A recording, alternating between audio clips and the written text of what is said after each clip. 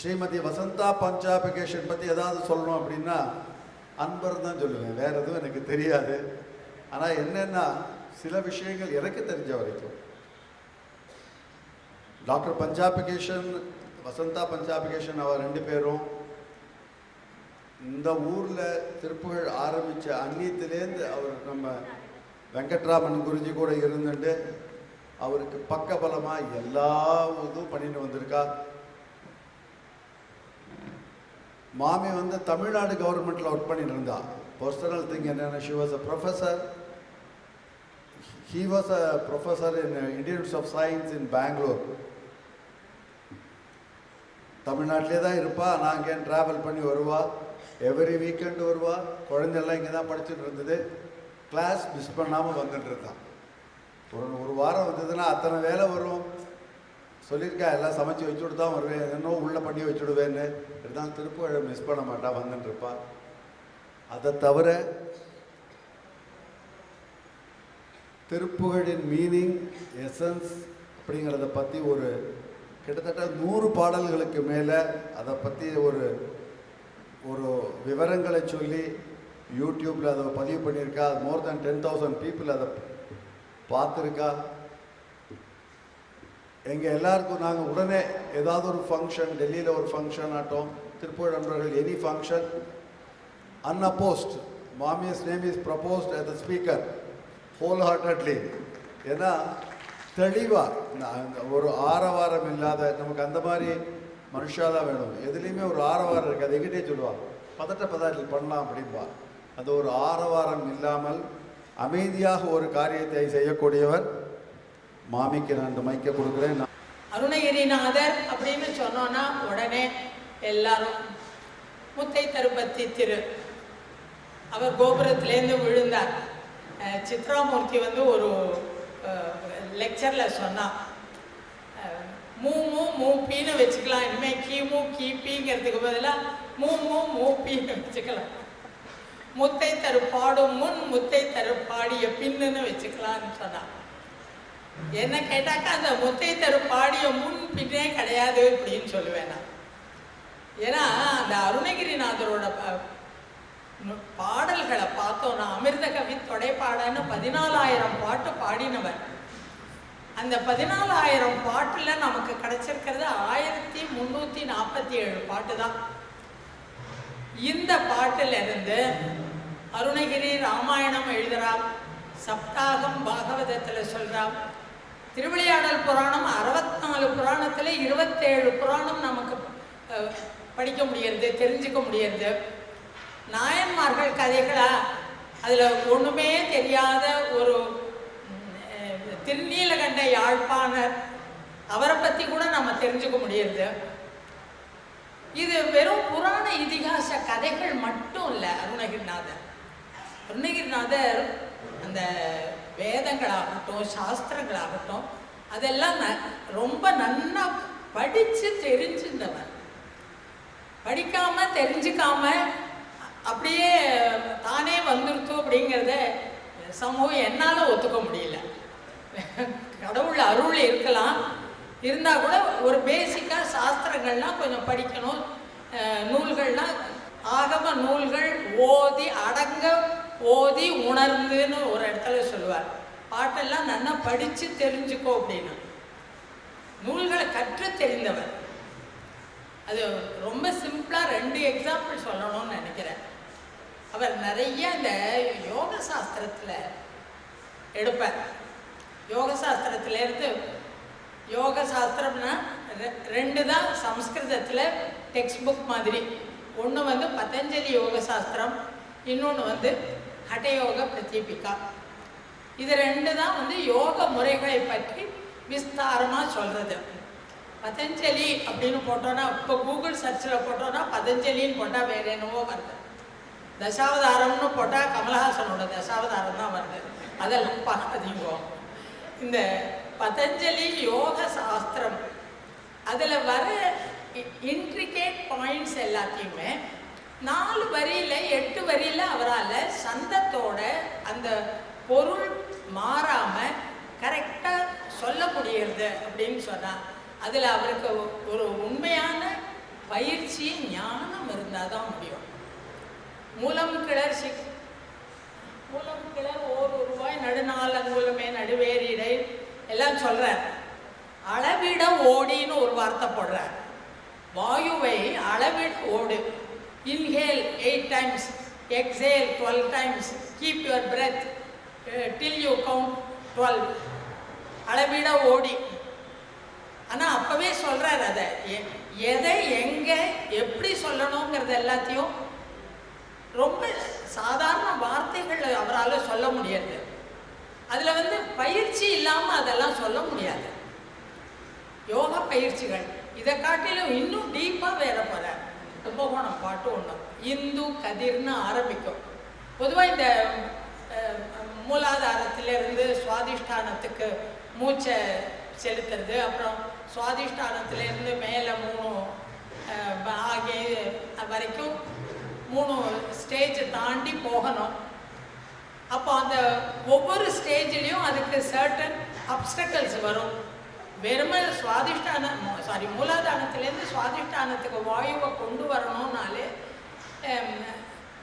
நிறைய கஷ்டங்கள். சாதாரணமாக நமக்கு மூச்சு விடுறதே பெரிய பாடாக இருக்குது. இதில் இங்கேருந்து இங்கே மூச்சை கொண்டு வான்னு சொன்னால் அதுக்கு வந்து பிரம்ம கிரந்தின்னு சொல்லுவாங்க. கிரந்தினா நாட்டு கஷ்டம்.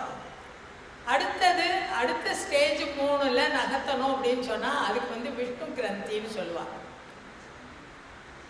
அந்த விசுத்தியிலேருந்து ஆகியக்கு போகணும் அப்படின்னு சொன்னால் அந்த அப்டக்கல்ஸ் வரத ருத்ர கிரந்தின்னு சொல்லுவாங்க.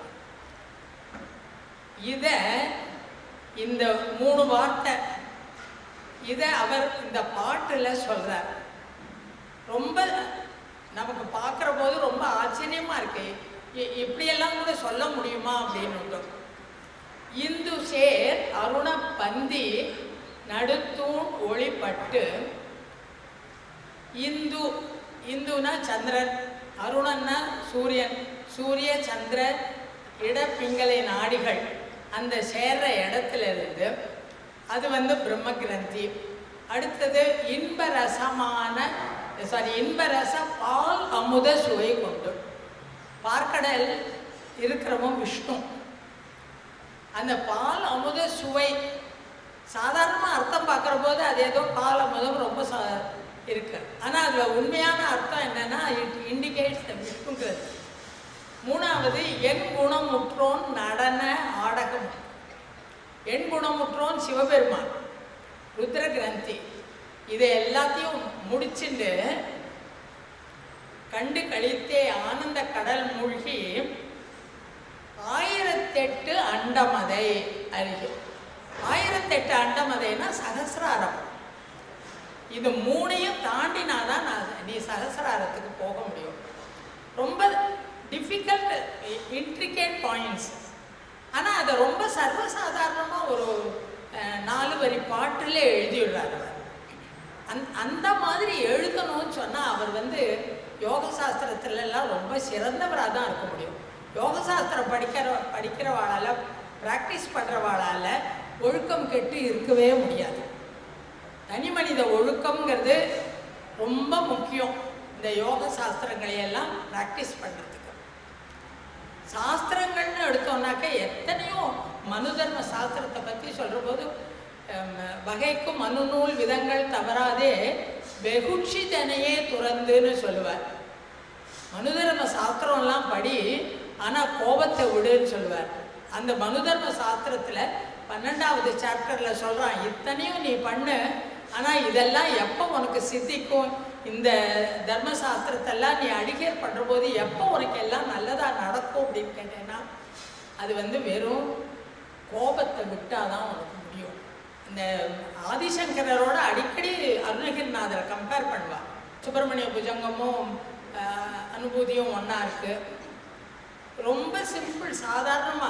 சாதாரண இந்த கந்தரலங்கார செய்யுள் ஒன்று எடுத்தாலே எப்படி ரெண்டுத்துக்கும் அப்படியே ஐடென்டிக்கலாக இருக்குங்கிறது தெரியும்.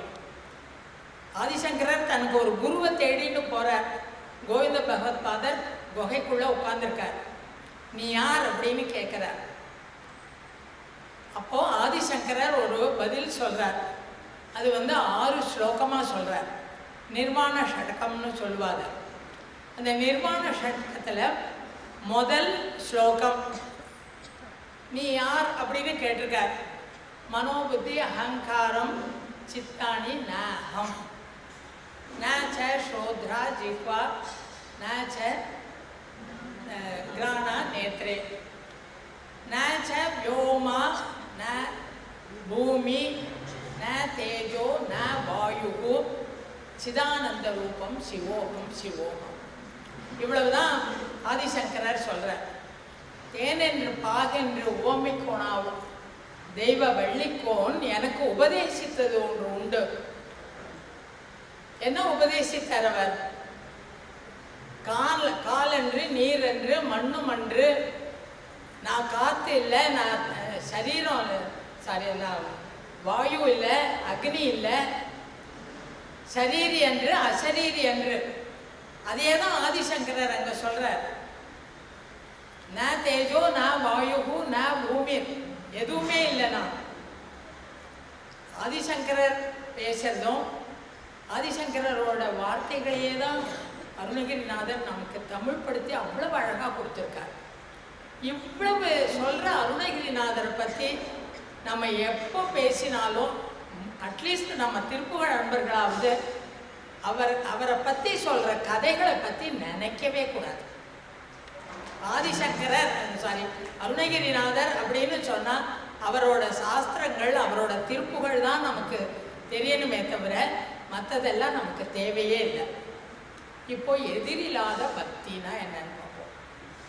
பக்திங்கிற வார்த்தையை அருணகிரிநாதர் நமக்கு கிடைச்ச அந்த 1347 பாட்டில் 20 பாட்டில் தான் யூஸ் பண்ணியிருக்கார். பக்திங்கிற வார்த்தை ரொம்ப இல்லவே இல்லை. எதிரில்லாத பக்தி தானே அந்த ஒரு பாட்டு இருக்கு. அப்புறம் நீங்களே சொல்லிவிடுவேன் எல்லாத்தையும். அந்த மாதிரி குறிப்பிட்ட பக்தியை எனக்கு அருளி முக்தியை கொடு, அந்த வெற்றி ஜெய, இந்த மாதிரி ரொம்ப கவுண்ட் பண்ணலாம். அவ்வளவுதான் இருக்கு பக்தியை பற்றி. பக்தினா என்ன? பக்தினா என்ன அப்படின்னு பார்த்தோம்னா பகவத்கீதையிலேருந்து நம்ம தெரிஞ்சுக்கலாம். பகவத்கீதையில் நிறைய பக்தி யோகம்னே ஒரு சாப்டர் இருக்கு. அதில் பக்தி பண்ணும் முறைகள் இல்லை, யார் யார் பக்தி பண்ணுறான், பக்தி பண்ணுறவன் யார், என்ன மாதிரி பக்தி பண்ணுறான்னு சொல்லியிருக்கார். சதுர்வித பக்தின்னு சொல்லியிருக்கார். அர்ஜுனன் கிருஷ்ணன் அர்ஜுனன்ட்ட சொல்கிறான், இந்த பாரு என்கிட்ட பக்தி பண்ணுறவா சதுர்வித பக்தி. ஒருத்தன் ஆர்த்தா, அடுத்தவன் அர்த்தார்த்தி, மூணாவது ஜிக்யாசு, நாலாவது ஞானி அப்படிங்கிறார்.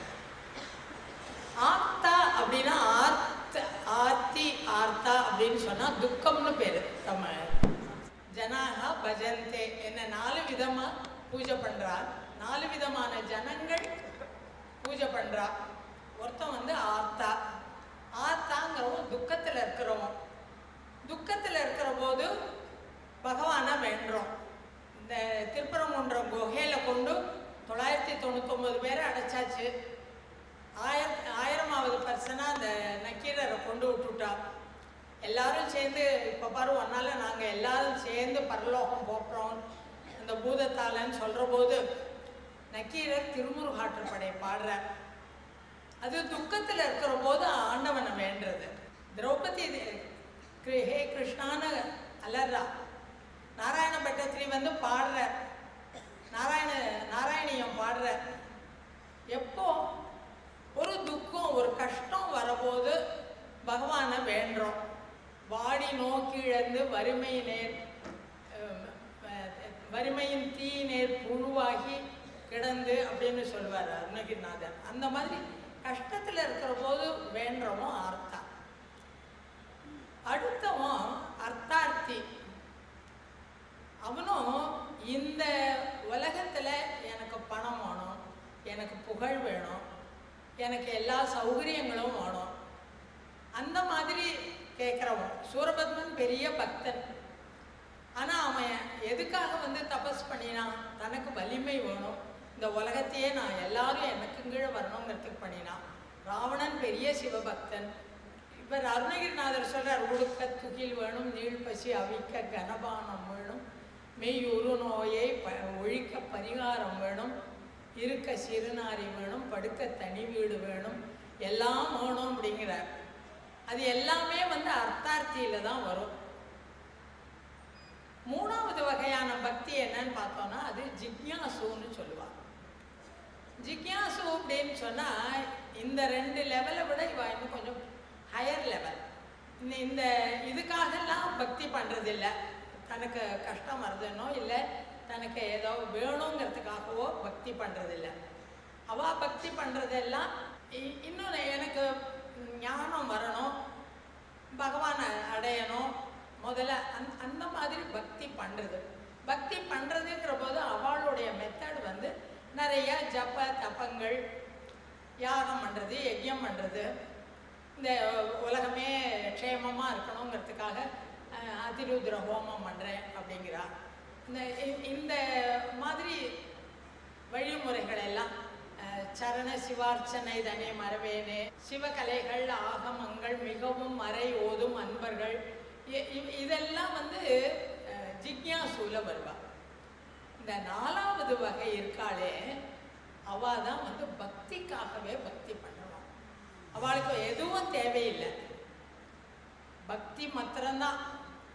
அதாவது மனசு முழுக்க உண்மையான ஞானம் நிறைஞ்சிருக்கு, அதுதான் அவளுக்கு பக்தியே தவிர, பக்தி பண்ணுற விதமே தவிர இதுக்காக வேணும், இதை அடையணும், இல்லை எங்கே போகணும் அப்படிங்கிறதுக்காக பக்தி பண்ணுறது இல்லை. பக்திக்காகவே பக்தி பண்ணுறது. இந்த பாட்டை கேட்டேன்னா உங்களுக்கு வந்து பக்திங்கிறதோட உண்மையான அர்த்தம் புரியலாம்.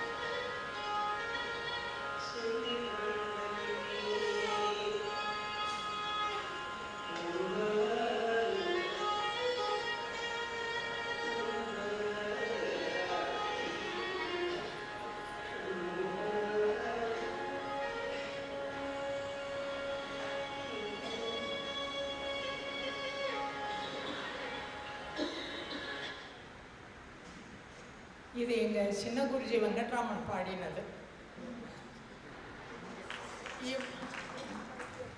இப்போ விதவிதமாக பக்தி, 4 வகையான பக்திகள், பக்தி மார்க்கங்கள் இருக்கு. அதே மாதிரி பக்தி பண்ணுறது நான் பிரகலாதன் சொல்கிறான், 9 விதமாக பக்தி பண்ணலாம். சிரவணம், கீர்த்தனம். முதல்ல சிரவணத்தை வச்சிருக்கு, காதால கேளுங்க, முதல்ல நல்ல விஷயத்த காதால கேளு, பக்தி தானே வரும் அப்படிங்கிறான். அது மாதிரி சிரவணம், கீர்த்தனம், ஸ்மரணம் அதெல்லாம் இருக்கு. ஆனால் உண்மையாக பக்தினா என்ன? நம்ம கொஞ்சம் யோசிச்சு பார்த்தோன்னா நமக்கு we have a very great treasure of our ancient literature. தமிழ்லேயும் ஆகட்டும், சம்ஸ்கிருதத்துலேயும் ஆகட்டும், எல்லாத்துக்கும் அவள் வந்து ஒரு இலக்கணம் மாதிரி புஸ்தகம் போட்டிருக்கா. பக்தின்னு எடுத்தோன்னா சம்ஸ்கிருதத்தில் 2 புஸ்தகம் இருக்கு. ஒன்று நாரத பக்தி சூத்திரம், இன்னொன்று சாண்டில்ய பக்தி சூத்திரம். 2 இருக்கு. நாரத பக்தி சூத்திரத்தை எடுத்துக்கலான்னு நினச்சேன் முதல்ல. ஏன்னா நாரதர் தான் எல்லாருக்குமே முதன்மையான ஒரு பக்தர். தியாகராஜ சுவாமிகள் சொல்லுவார், வரநாரதன்னு ஒரு கீர்த்தனை வருது. வரநாரத நாராயண ஸ்மரண ஆனந்த, பகவானே உன்னை வந்து நீ, அதாவது தியாகராஜ சுவாமிகள் சொல்லுவார் இவரை பற்றி, நாரதரை பற்றி, நாரதா நீ எப்பவும் வந்து நாராயணங்கிற ஆனந்தத்தில் இருக்கிறவன், ஒன்றை தான் வந்து இந்த உலகத்துக்கே நீ சத்குரு, நீ தான் முதல் பக்தன்னுட்டு ஹரியும் பிரகடம் புச்சு அப்படிம்பார். பகவானே சொல்லியிருக்கார் உனக்குன்னு.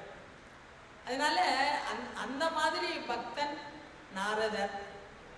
அவர் நாரத பக்தி சூத்திரம்னு ஒரு புக்கு போட்டிருக்கார். ரொம்ப சிம்பிள். சூத்திரம்னா ஃபார்முலா. ஒரு 2 வார்த்தை இருக்கும், இல்லைன்னா மிஞ்சி மிஞ்சி போனால் 4 வார்த்தை இருக்கும், அவ்வளோதான். நம்ம ஔவையார் ஆத்திச்சூடி இருக்கு இல்லையா, அறம் செய்ய விரும்பேல், ஆறுவது சினம், இயல்வது கரவேல், 2 வார்த்தை தான். ஆனால் அந்த 2 வார்த்தையில் யூ ஹாவ் ஒரு பெரிய புஸ்தகமே எழுதலாம். அந்த மாதிரி அது மாதிரி நாரதர் போட்டிருக்கார். நாரதரை தான் நம்ம வந்து எப்போவுமே சிரேஷ்டமான பக்தர். அதனால் நாரதர் என்ன சொல்கிறாருன்னு பார்ப்போம். முதல் சூத்திரம் என்ன சொல்கிறாருன்னு பார்த்தோன்னா, அதாவது பக்தி வியாக்கியாசியாம, பக்தினா நான் இப்போ என்னன்னு சொல்ல போகிறேன் அப்படிங்கிறார். அடுத்த வரியில் சா தஸ்மின் பரம பிரேம ரூபம், ஒரே வரிதான். பிரேம ரூபம், அன்புங்கிறதோட வடிவம் தான் பக்தி. பக்திக்கு வேற ஒன்றும் கிடையாது, வேற டெஃபனிஷனே கிடையாது. அது இன்னொரு சூத்திரத்தில் சொல்கிறார், பிரேம காரியம் பிரேமைவ காரியம் அப்படிங்கிறார். அன்பு தான் பக்தி, அன்பே பக்தி, அன்பை தவிர வேற ஒன்றுமே கிடையாது. அதனால பக்தி அப்படின்னு சொல்கிற போது அன்பு. அதனால தான் அருணகிரிநாதர் பக்திங்கிறத யூஸ் பண்ணவே இல்லை, அன்புங்கிறத தான் திரும்ப திரும்ப திரும்ப திரும்ப பாடுறாங்க. அன்பாக வந்து உன் தாழ் பணிய, எத்தனை பாட்டு அன்பு வருது, பாட்டுக்கு பாட்டு அன்பு வருது இல்லையா? இருபோது நைந்து மெலியாதே இரு தாளின் அன்பு தருவாய்.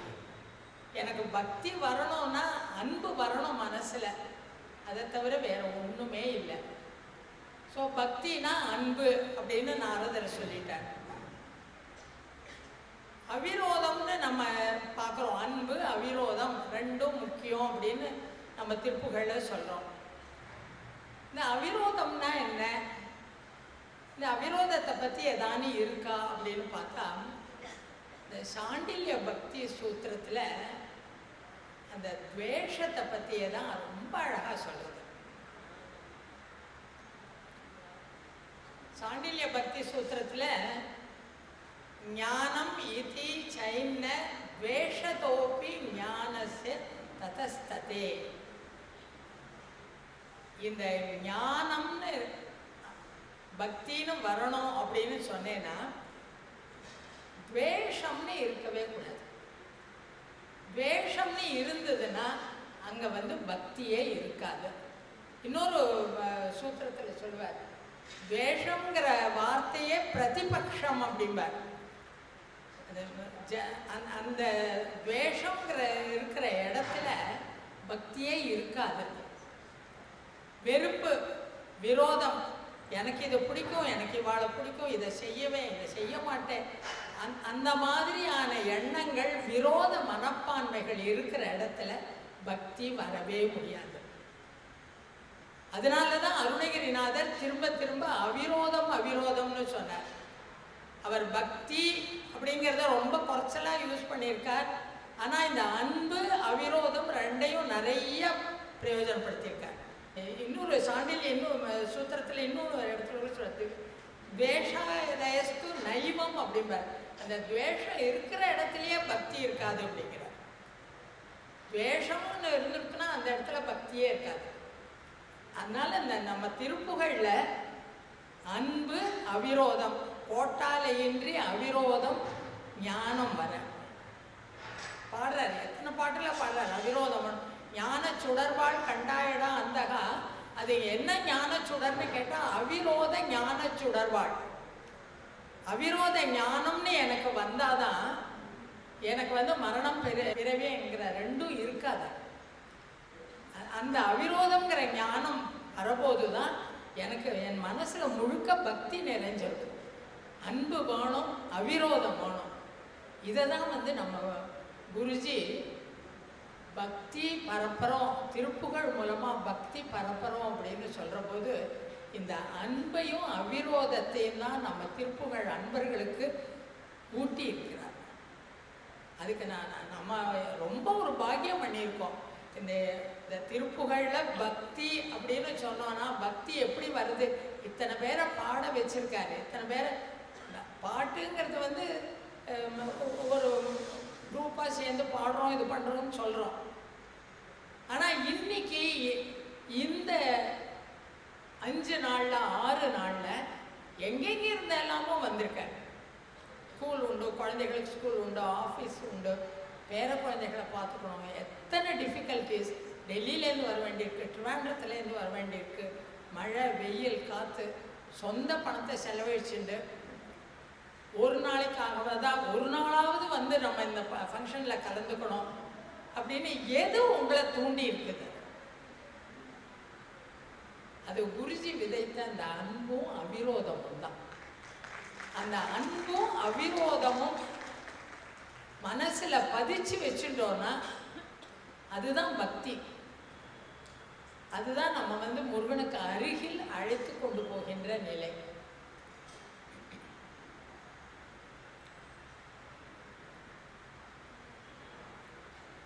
ஒரு திருப்புகழ் செம்கணல் புகை அப்படிங்கிற திருப்புகழ்ல அந்திப்பட்டு இருள் மூடா வகை அவிரோத அந்த நிர்குண ஞானோதய சுந்தர சுடராய் நல் அன்பு வைத்து அருளாய். அந்திப்பட்டு இருள் மூடா வகை அவிரோத அந்த நிர்குண ஞானோதய சுந்தர சுடராய் நல் அன்பு வைத்து அருளாய். எனக்கு அவிரோதத்தை கொடு, அன்பை கொடு, உன்னுடைய பாதங்கள் எனக்கு கிடைக்கும். அருணகிரிநாதர் ஒரே திருப்புகழிலே சொல்கிறார், இதை அன்பும் வேணும் அவிரோதமும் வேணும், ரெண்டையும் எனக்கு கொடுன்னு கேட்குறார். இந்த அன்பும் அவிரோதமும் எங்கள் மனசில் பதியணும் அப்படிங்கிறதுக்காக முழுவதும் ரொம்ப பாடுபட்டிருக்கிற நம் குருஜிக்கும் குறிப்பாக இந்த கர்நாடக அன்பர்களுக்கு பாடுபட்ட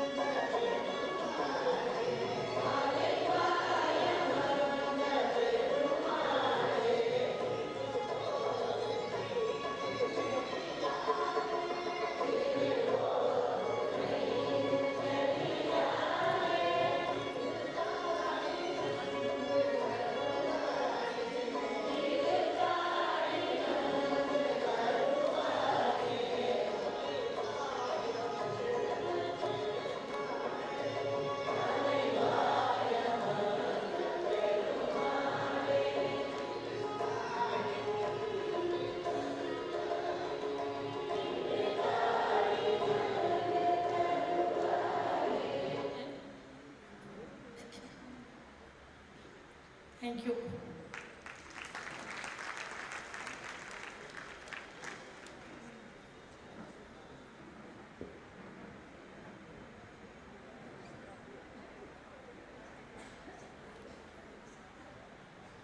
வசந்தா மாமி எவ்வளவு டீப்பாக ரிசர்ச் பண்ணி இந்த ஒரு ப்ரெசன்டேஷன் ப்ரிப்பேர் பண்ணி நமக்கெல்லாம் அழிச்சிருக்காருன்னா, இந்த டெப்த் ஆஃப் நாலேஜ் நமக்கு எது கரெக்ட், அதாவது நிறையா விஷயம் தெரிஞ்சால் அதை அளவு கரெக்டாக எல்லாருக்கும் அதை வந்து நமக்கு கொடுக்கறது இருக்குது பார்த்துக்குவோம். அதுதான் ரொம்ப முக்கியம். எல்லாம் தெரியும், அதாவது சொல்லக்கூடாது. சிலர்லாம் அலங்காரம் பாடுன்னு பதினேழு சொல்லித்தருனா அவளுக்கு தெரிஞ்ச திருப்போடு எல்லாத்தையும் பாடிட்டே இருப்பாள். எப்படா அலங்காரம் பாடி முடிப்பா, அடடா ஏண்டா இவாளை பாட சொன்னோம். அந்த பாடுற பாட்டுக்கும் நம்ம பாடினக்கள் அலங்காரத்துக்கு ஏதாவது சம்பந்தம் இருக்குது, அதெல்லாம் பார்க்க மாட்டான். எனக்கு என்னெல்லாம் தெரியுமோ அதெல்லாம் சொல்கிறதுக்கு ஒரு சந்தர்ப்பம் அப்படின்னு இல்லாமல், நமக்கு எது பாமரர்களுக்கும் எது புரியுமோ அந்த அன்பு அவிரோதம்னா என்ன, எப்படி அது வந்து திருப்புகழில் வந்திருக்கு, அது எப்படி மற்ற இடத்துலையும் பெரிய இவாளெல்லாம் முனிகள் எல்லாம் கோட் பண்ணியிருக்காங்கிறத சொன்னால் என்னுடைய தாழ்மையான நமஸ்காரங்களை தெரிவிச்சுக்கிறேன். அதே சமயம் இன்னொரு விஷயம் சொல்லணும். வசந்தா பஞ்சாபிகேஷன் அவளுடைய ரெண்டாவது சன் இங்கே இருக்கான் சேகர். அவனுடைய ஒய்ஃப் டாக்டர் சௌமியா இங்கே இருக்கா. அவள் ஒரு பெரிய யோமன் சர்வீஸ் பண்ணிட்டு இருக்கா. இது ஒரு எல்லாரும் கலந்துட்டு இருக்கிற இடத்துல நல்ல காரியம் பண்ணுறதெல்லாம் சொல்லணும். ஏன்னா அது நம்மளுடைய கடமை, டியூட்டி. அவள் வந்து டிஃபரெண்ட்லி ஏபிள்டு சில்ட்ரனுக்கு how music can improve their behaviour, their characteristics, அதை பற்றி ரிசர்ச் பண்ணி, சும்மா ரிசர்ச் மட்டும் பண்ணாமல் நிறைய இந்த டிஃபரெண்ட்லி ஏபிள்டு சில்ட்ரன் இருக்கிற ஸ்கூல்களுக்கு போய் அந்த மியூசிக்கை யூஸ் பண்ணி அது எப்படி அது how it is really working அப்படிங்கிறத அவள் ப்ரூவ் பண்ணியிருக்கான். அதை தவிர அவள் எவ்ரி மந்த் இங்கே வந்து சங்கரர் கேன்சர் இன்ஸ்டிடியூட்டில் இதை பற்றி ஒரு lecture demonstration almost every month பண்ணிட்டு இருக்கா. They have got lot of accolades and appreciation. அவள் நம்மாத்து திருப்புகழ் குழந்தைகள்னு சொல்லி கிடத்துல நான் இந்த இடத்துல பெருமைப்படுத்திக்கிறேன். அவள் ரெண்டு பேரும் இங்கே ஒரு நிமிஷம் வர சொல்கிறேன். டாக்டர் சௌமியா, சேகர், அதாவது குருஜி இவாள் இதுதான் காரணம், திருப்புகழ் கற்றுக்க காரணம் அந்த எளிமை தகைமை. அவளுக்கு பகவான் எல்லாம் கொடுக்கணும்னு இங்கே இருக்கிற எல்லா பெரியோர்களுக்கு சார்பாகவும் நானும் பகவானுக்கு பிரார்த்தனை பண்ணிக்கிறேன். வெற்றிவேல் முருகனுக்கு.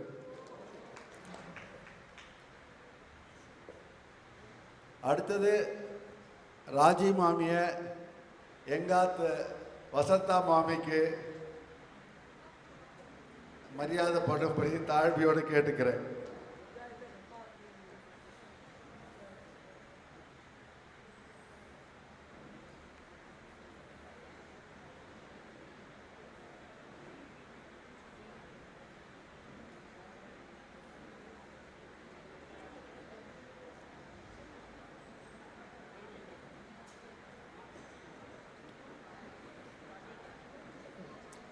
மதியால் வித்தகனாகி மனதால் உத்தமனாகி பதிவாகி சிவஞான பரயோக அருள்வாயே நிதியே நித்தியமே என் நினைவே